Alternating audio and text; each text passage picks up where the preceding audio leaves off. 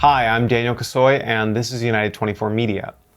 State Emergency Service rescuers uncovered the bodies of 3 children and their mother buried under the rubble after a Russian missile struck a residential building in Kryvyi Rih on November 11th. The youngest victim, Uliana, was just 2 months old. She and her brothers, 10-year-old Kirilo and Demid, who was nearly 3, were alongside their mother, Elena, at the moment of their strike, while the father was preparing breakfast in the kitchen. Maxim, the father, is the sole survivor of the family. The city governor announced a day of mourning on November 13th, while neighbors are bringing kids' toys to the site of the missile strike. At least 14 civilians were injured and are being treated at the hospital.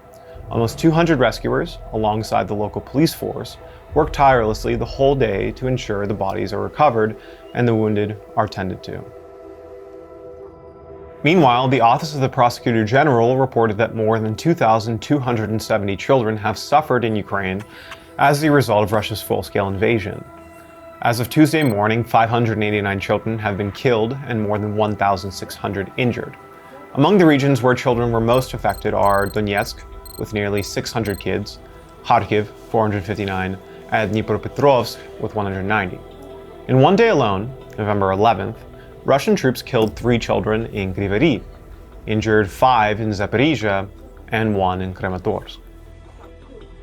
To follow the latest news from Ukraine, subscribe to our YouTube channel and leave a comment down below. Russian forces in Kursk continually attack every 10 to 15 minutes, stated Vadim Misnik, spokesperson for the Eastern Operational Group of Troops, Siversk. According to him, up to 50,000 Russian troops are concentrated in the area. This includes units from the Marine Corps brigades of the Pacific and Black Sea fleets, as well as airborne divisions and special forces battalions, all contributing to the sustained pressure on Ukrainian positions. Russian troops have been aiming to force Ukrainian defenders out of the region since the Kursk offensive began 3 months ago. Today we also discussed the ongoing Kursk operation, where our soldiers are holding back at least a 50,000 strong Russian force that are now locked in clashes with our brave defenders and cannot be utilized across the front line elsewhere. We thank all our warriors that are taking part in the operation there. Despite heavy Russian losses, the intensity of the battle remains high, stated Misnik. As was previously reported by the Ukrainian Ministry of Defense, North Korean soldiers are alongside Russians in the region, with these units already involved in attacks over recent days. President-elect Donald Trump is reportedly interested in certain points of Ukraine's victory plan. This was stated by the Financial Times, citing internal sources familiar with the topic. According to the journalists, during a personal meeting with President Zelensky in September, Donald Trump particularly took an interest in Ukraine's proposal to replace some of the American contingents stationed in Europe with battle-hardened Ukrainian military, following the end of the hostilities. The two came to an agreement in a phone call after the elections to maintain close dialogue and advance bilateral cooperation, says Zelensky. Ukraine's victory plan includes 5 points. The first being Ukraine's invitation to join NATO before the end of the war. Second, strengthening its defense, in particular, lifting restrictions on strikes on Russian territory. Third is a non-nuclear deterrence package that will protect against Russian aggression. Fourth concerns developing Ukraine's strategic and economic potential growth.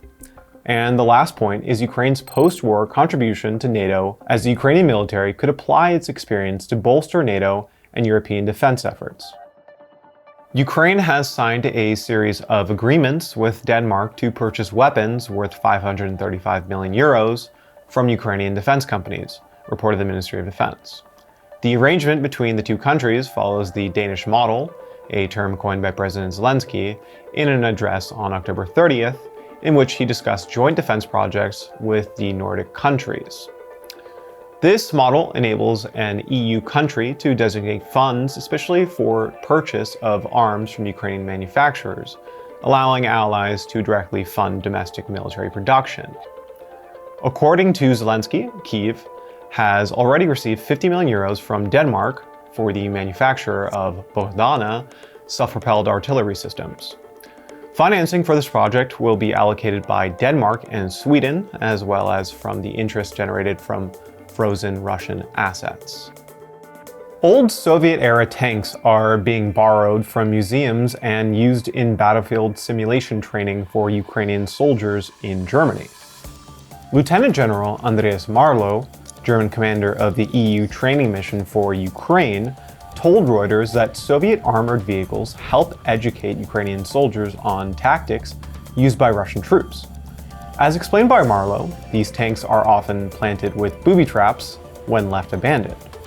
The training facilities offer instructions for when encountering them on the battlefield. In addition, German instructors constructed trenches based on those of Russian soldiers, which generally have a fixed design. Replicating trenches provides the ability to locate shelters and the position of weapons. This training is part of the mission set up by the EU in October 2022. Instructors from 17 different countries have provided instruction on sniping, engineering, medical aid, and the operation of advanced tanks and air defense systems.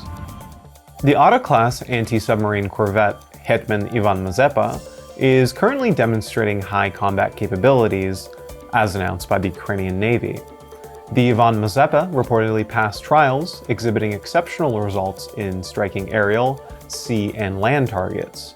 The corvette is the Navy's first combat vessel equipped with modern weapons and reinforced air defense systems, and upon completion, will become the flagship of the Ukrainian Navy.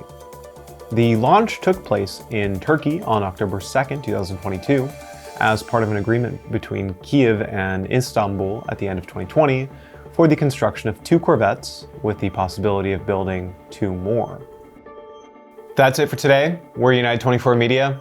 Thank you for being with us, and we will see you tomorrow.